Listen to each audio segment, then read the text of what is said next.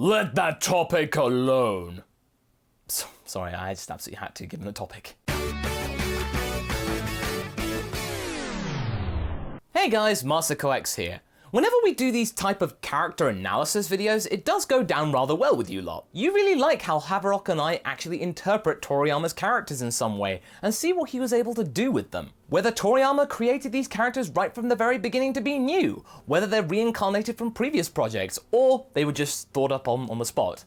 And honestly, most of the time, that is usually the case. It's part of his charm and it makes Dragon Ball what it is. Today, I think it's time that we talk about good old Big Green. And I know that trope is very, very tired and overused at this point, but you know, that dove took a lot of time out of my life, so I feel like I'm gonna make the most of this while I can. So, Piccolo Jr., one of the most beloved Z fighters out there. So going back to when I first saw Dragon Ball Z, when I first saw Piccolo, I didn't really think much of him. And to be honest, that was down to me being ignorant about Dragon Ball's past. You see, in the UK in the early 2000s, in fact, the early part of 2000, Dragon Ball Z was the only thing that we had access to on TV. The internet, I didn't really think to look up at the time. I just thought, oh hey cool, it's another show.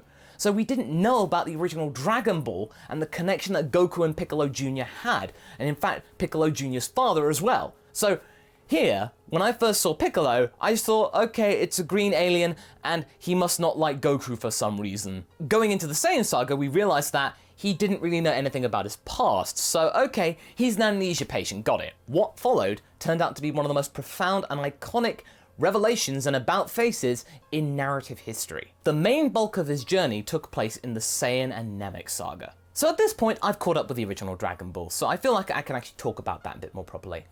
When we go back to the original Dragon Ball, we go back to not just Piccolo Jr., but his father, Piccolo Daimao, or as most people would know him, King Piccolo.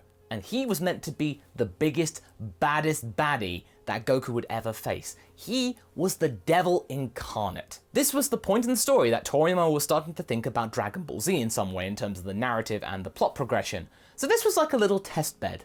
So King Piccolo was a very, very good way to start off things. King Piccolo was not only trying to defeat Goku in a fight, but he was also trying to take over the entire planet in a really nefarious way, and he also went one step further by taking out the show's gimmick of the Dragon Balls, so that means no one else could actually use them to try and rise up against him. However, as we know, that didn't work out too well for him because, you know, he had a hole in the chest. So Toriyama may have tried to be a bit more predictable in terms of the story, but he wasn't predictable about where things were going to go in the future. Toriyama wanted to leave some kind of legacy of this legendary arc that had gone down really well with the fans. So okay, what would you do?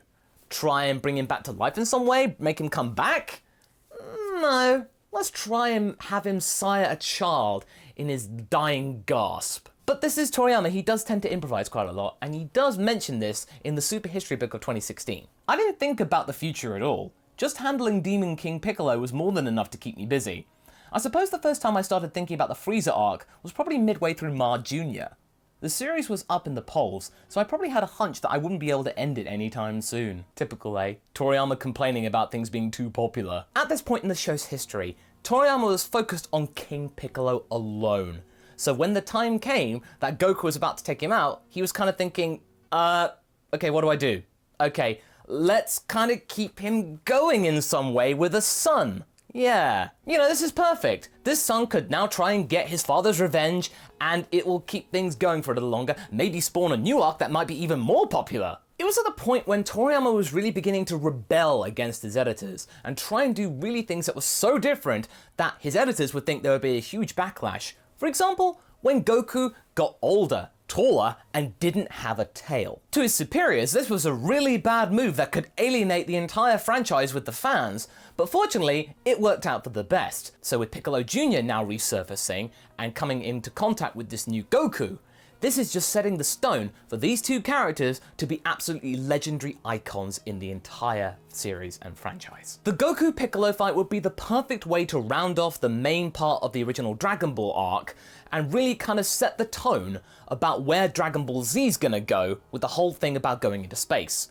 Having the idea that Kami, Piccolo, and Piccolo Jr. might not have been from around Earth, they might not have been demons, but it was all unclear, there was ambiguity, which would then be clarified later on, but it added a sense of mystery, which was really needed at the end of Dragon Ball. Everything had been kind of sewn up, and now, with the idea of Namekians in Toriyama's mind in some way, then, okay, this could be interesting. But let's get back to Piccolo Jr. right now. His main prerogative in life is to get the revenge of his father and then control the world in his stead. From the very start of Piccolo being born, we have realized that he is not the same person as his father, not at all. He's not a clone.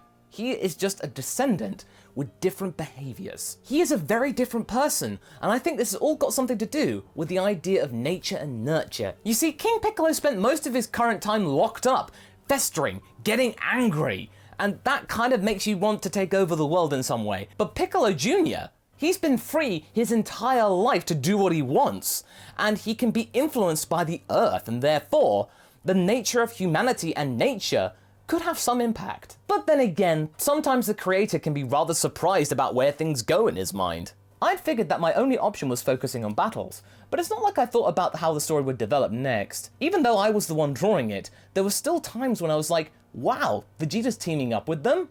Piccolo surprised me too. To make the difference between Piccolo Jr. and his father even more profound, he goes on to save a mother and child from falling debris. Would his father do that? No, he'd just add more debris. Granted, Piccolo Jr. still has to be a little bit of a tsundere and destroy the boy's toy, but that's still proving that Piccolo Jr. isn't all that bad. We all know what happens after that. He fights Goku, Goku wins eventually, and he's then ultimately spared. And this is something that throws Piccolo for an absolute huge, profound, and immense loop. But as far as Goku's concerned, he's just letting Piccolo live, so that means he can find him again someday. It was pretty fun. That act of mercy sends Piccolo down even further the road of redemption, and ultimately I think many people could twig that, yeah, Piccolo Jr. is gonna end up being a good guy, isn't he? Because Piccolo's mind had been blown. At that point, he was expecting to either win against Goku or just be taken out and that's his job done, he failed, then end of story. But no. All of this would bring him closer to the action.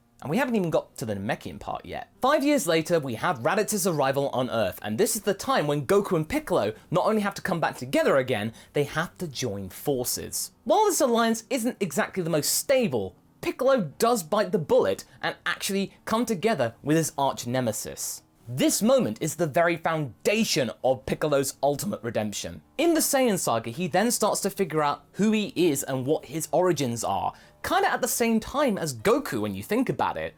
In this sense, they are kindred spirits. Even the way that he takes out Raditz and by proxy Goku is nowhere near as merciless as it should have been under his father's rule.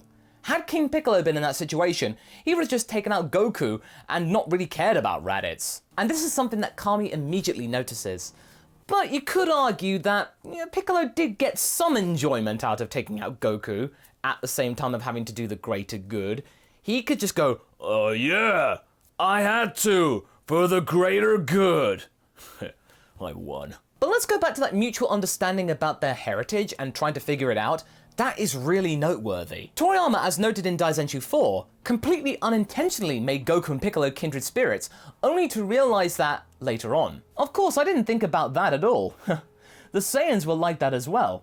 When I thought up Goku's tail on the Ozaru, I didn't think Goku was an alien or anything.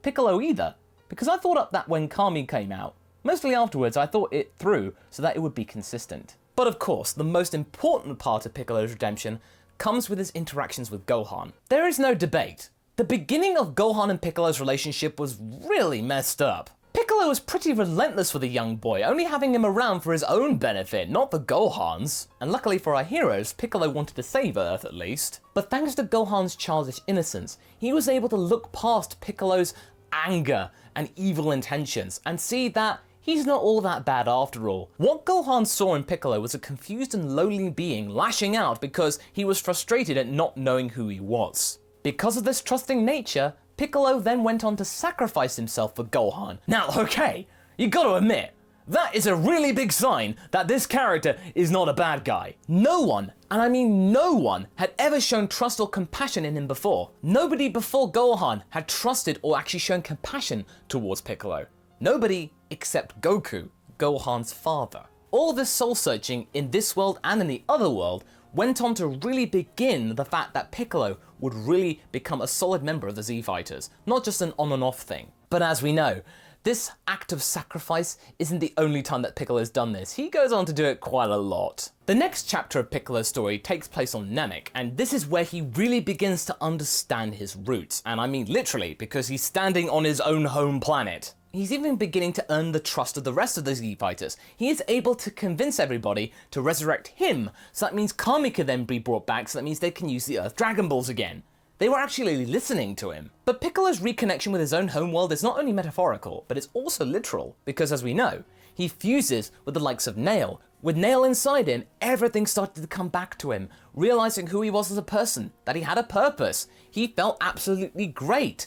This whole feeling of being not just a nothing alone being was remarkable. And while he's able to stand up to the likes of Second Form Frieza, his whole stance is just a lot more peaceful. The fusion with Nail actually brought up to the fore Piccolo's positive traits and really made him into a very honourable warrior as well as a teacher. Not to mention that he is a real big fountain of exposition. So you know about that whole sacrificing thing? It's not only with Gohan, he takes one for the team with Goku as well. I mean, his path to clarity isn't full of smiles and sunshine or anything. It kinda hurts at points. He is his own being and he's able to figure out his own identity and purpose and his original origins, something that his father and Kami could never do. He wants to stick around with these guys and fight alongside Goku instead of fighting against him. He accepts Goku as an ally and then accepts Gohan as his first true friend. And when we get to the end of the Frieza saga, Piccolo is given the opportunity to go back to New Namek with the rest of the gang, but he wants to stay on Earth and hang out with these guys.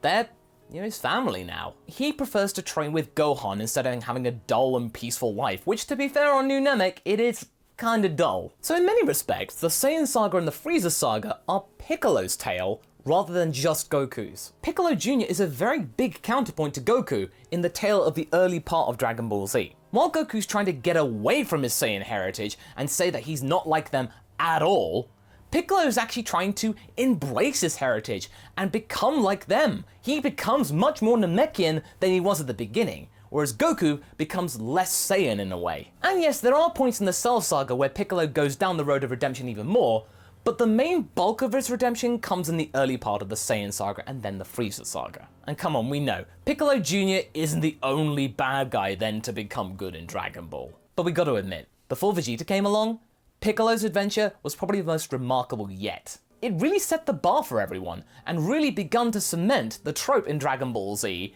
that any bad guy could potentially become a good guy. I mean, even Krillin back in the day, he used to hate Goku and be jealous of him. I mean, that didn't last very long, but it was there. And that is why I think Piccolo is one of the most important characters in the series. Teaching us that we can forge our own path, not have to live up to expectations and be slaves of conformity. That we as people can get better. And I think that's an absolutely beautiful message. And this revelation came from a giant green slug man instead of the demon that he first thought he was. Hey, Dragon Ball can be weird at times. But that's why we love it. So what do you guys think? Do you think Piccolo had his own mystical adventure? Do you think Piccolo could still do more in this franchise? Leave a comment below and let's get this discussion going. Anyway, I hope you enjoyed this video. Until the next one, be sure to like and subscribe. Catch you later!